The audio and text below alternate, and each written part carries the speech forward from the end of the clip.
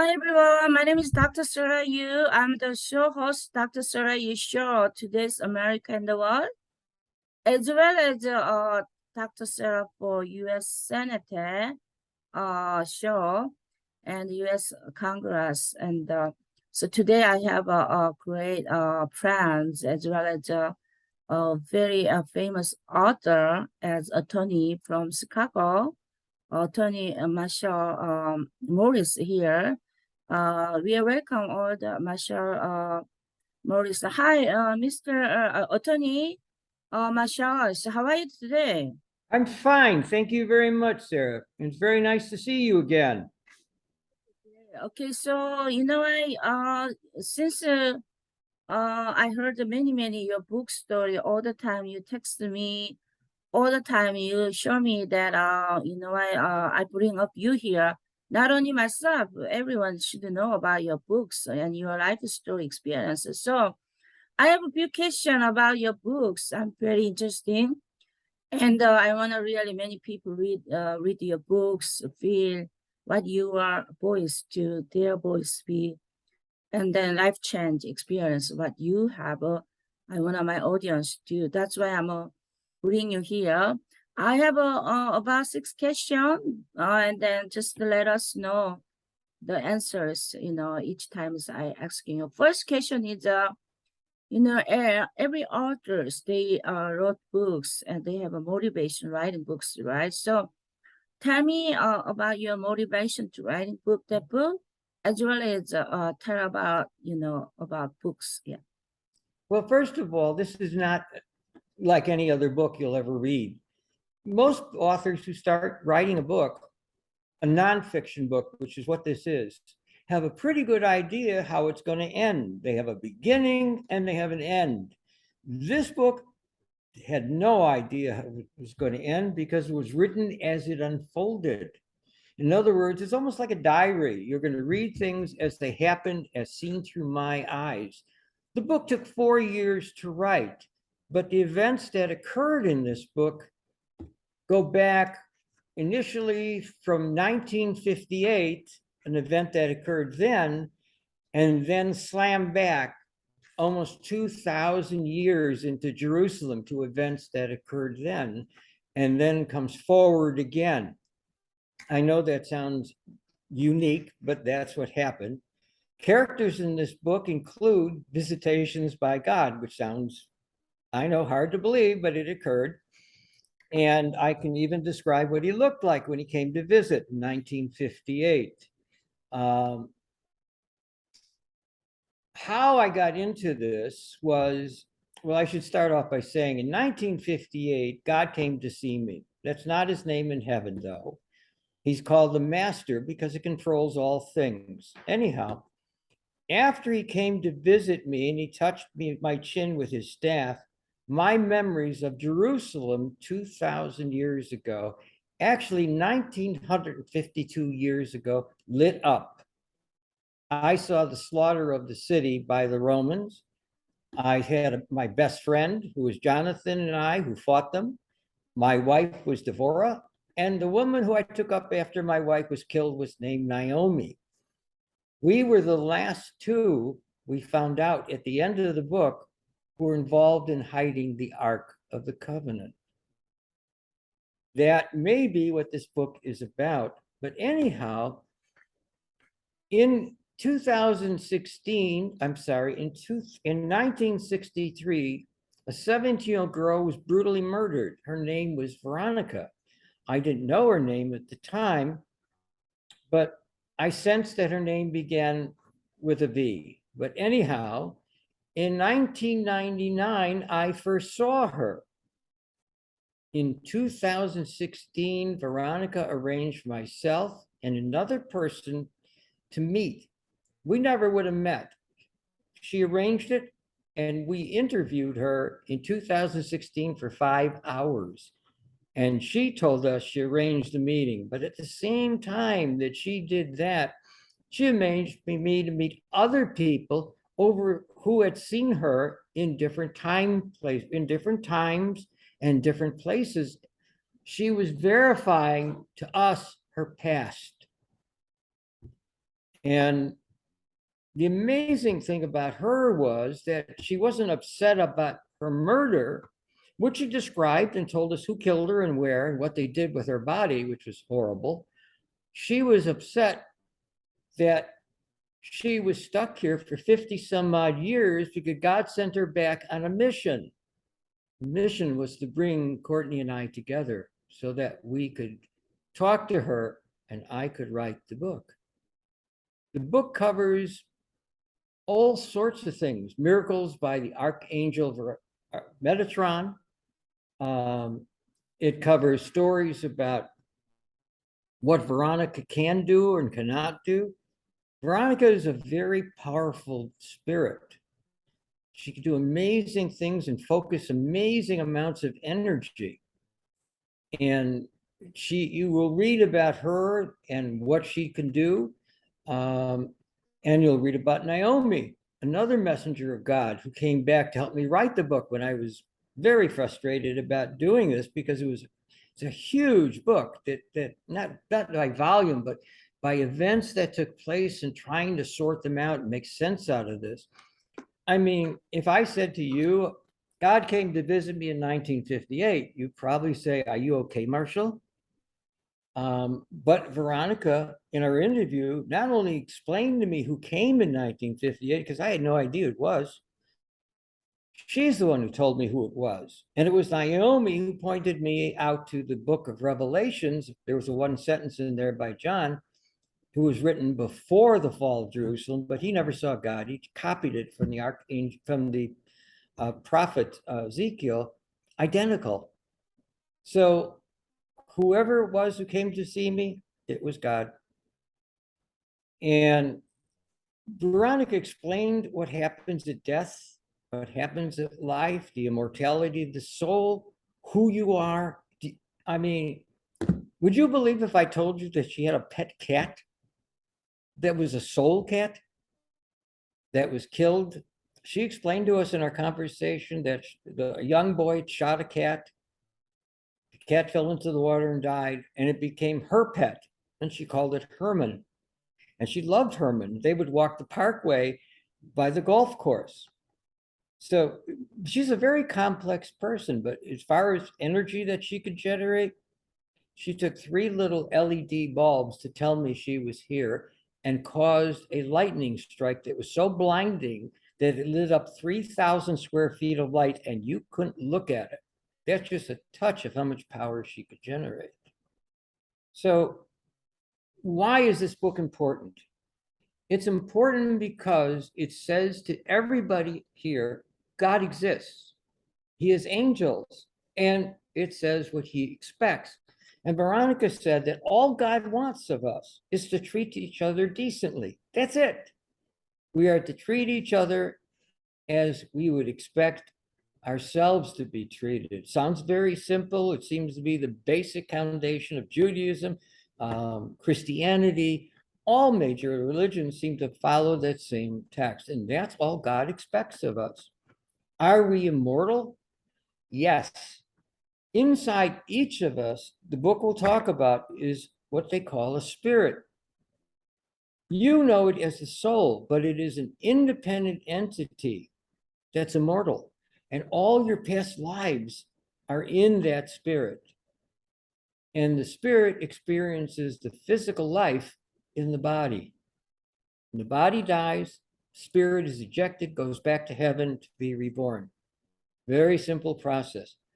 The book also has a warning for those people who go out and kill people. It's a very serious warning. And it tells exactly what's going to happen to them. They don't come back. They're weeded out. They don't get to go to heaven. And all the hell that they created on earth is what they're going to see every second of their immortality until God determines their punishment has been complete. And I have no idea how long that would go, but it could be for a long, long time. So those people who send people out to kill other people, those people who commit those horrible acts, better think twice about it. It's not going to be a good experience when your body fails you. So there's some messages in there. Now, The book also talks about the Ark of the Covenant.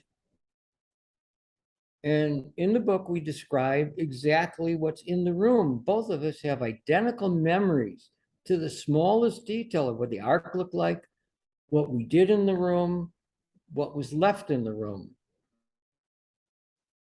So I actually sent, it's not in the book now, the directions as to where to start looking for the Ark and the characteristics of the tunnel to the Israeli Bureau of Antiquity.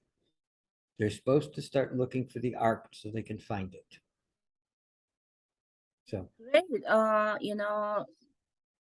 I think that should everyone understand what you say. But anyway, in Bible, all place, Old Testament, especially in Genesis, Abraham appear, Abraham and angels appear Abraham's, as a God. As I'm a pastor in ministry church, I always wondering this is true or not, because in Bible said that is yes true, and in Bible said not true, but in Bible all the place talk about God's appearance, people like Moses, Abraham's, David, all of place. So why not to you? Why not to you? So why not to you? So but God wants to you special message to you. So what exactly God told you to do? Tell me about that. Yeah. I'll explain to you what happened, okay? I was 12 years old at the time, and I was in my bedroom, and this ancient individual in Mideastern garb with the hood and the long shroud, you might say, long beard, crazy white hair like yours truly, came up to my bed, and I kept saying to this entity, "What do you want? What is it you wish?" Now, I should tell you, when people say God came to visit them, I ask them, what were the color of his eyes? And people always say blue. Wrong. God's eyes are bright red, like looking into a nuclear furnace. He is pure energy. And that's how you can tell if someone really got visited by God or didn't get visited. But anyways, he came up to me and he took his staff and he touched my chin under here. And when somebody does that, your normal reaction is to grab it. Well, I did, and it was there. I felt it here and I felt it in my hand. And I kept asking, what is it you want? What is it you want? Well, he wasn't talking to Marshal Morris. He was talking to Moshe, the spirit from 1952 years ago, and he woke him up. And after that, nothing was the same. Even after, well, let me finish.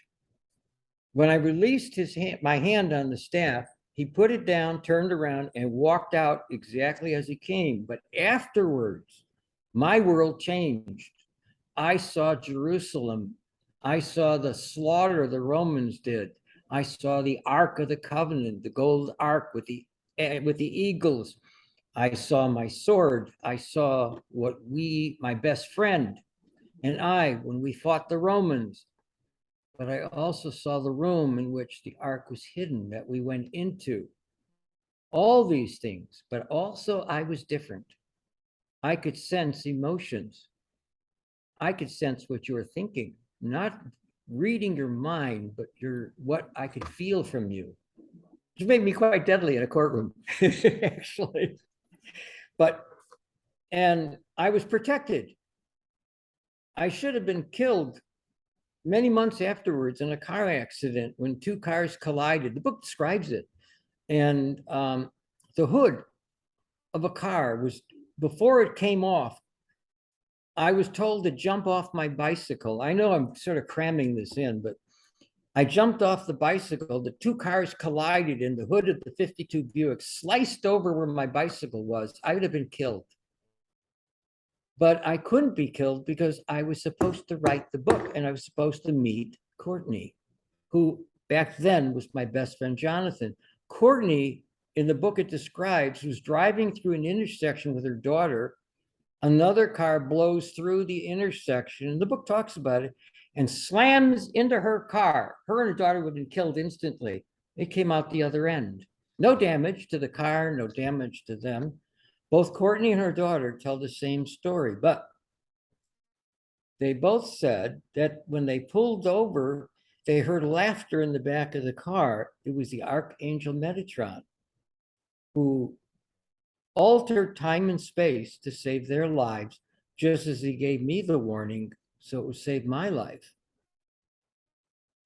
You see, there was a plan that went back a long time ago, and if one of us was killed, the plan could not take place.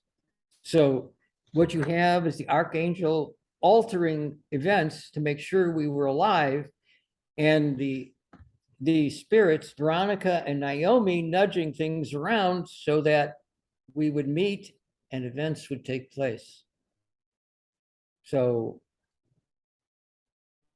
the book had to happen, shall we say. Yeah, great. I think thank you so much for sharing your story. This will be the amazing experience. People who are listening this one, every person they're looking forward to have some experience with God, because God is we cannot see. We have like a spiritual part, soul, and we have a actual mind and soul and spiritual three things organ in our body. So many people they are very focused on mind and soul, but spiritual communication with God. We should always be looking forward. I think your book value that people who wants communication with God and with God, and then so I think that is great book. And I have a last and two more question. One, the last one, and after you can talk about where we can buy the books. And Oh, I'd be so glad to. after I have one more question that together you can answer, because we have only 3 minutes 43 minutes. So okay, what is life change?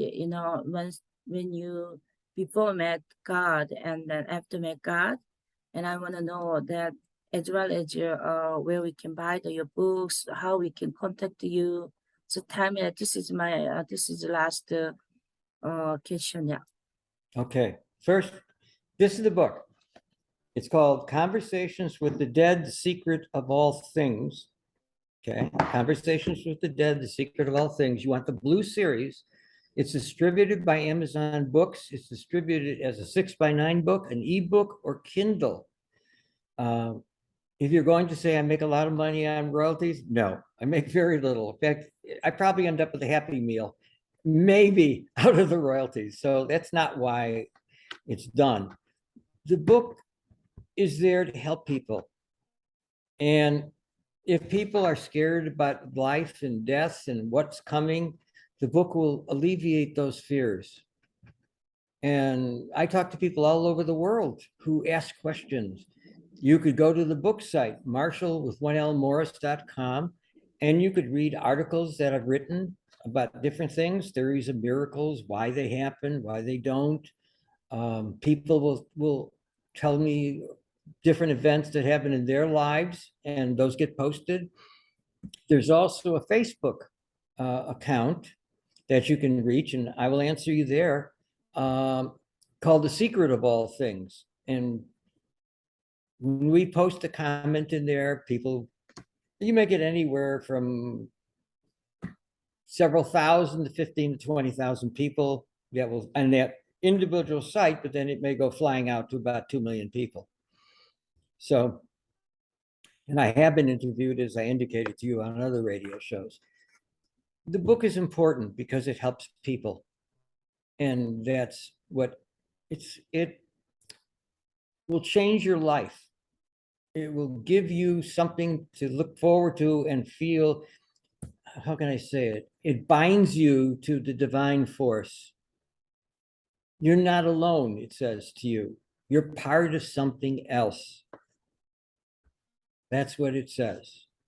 I think that during our interview with you, I feel, really our life, God always existing, neither us, the person who are thinking that way, another person thinking there's no God. It's such different, right? So I think your books, once people, they believe God, but without knowing God, they might, different style of the faith life. So I think that your book, help people to understand God first and the right path to build the base for life. So I want to recommend everyone to buy your books, know about God. God choose you, especially those experience. And I'm so thankful for you build those mission. And then, as an attorney, I have so many friend attorney. The people, they are very knowledgeable. They are very intelligent.